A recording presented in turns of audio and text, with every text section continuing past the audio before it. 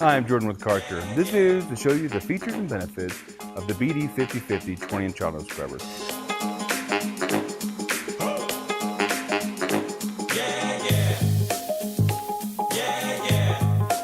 At the rear of the unit, we'll notice the yellow operator touch points. These are touch points we'll touch on a daily basis. We have the large black dirty water dump.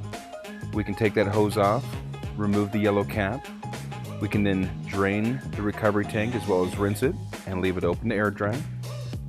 We have the yellow easy dial, which shows the 3 different cleaning functions. We have full scrub and recovery mode, simply scrubbing with water mode, and also just a recovery mode.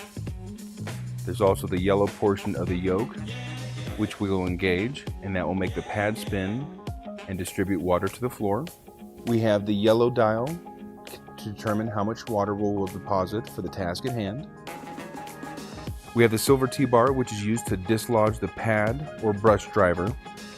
We have the large yellow freshwater solution tank opening and fill our tanks with fresh water and detergent. We also have the ability to use the home base kit to take extra tools with us to the cleaning task assigned. Well, thank you for watching our video on the features and benefits of the Karcher BD5050.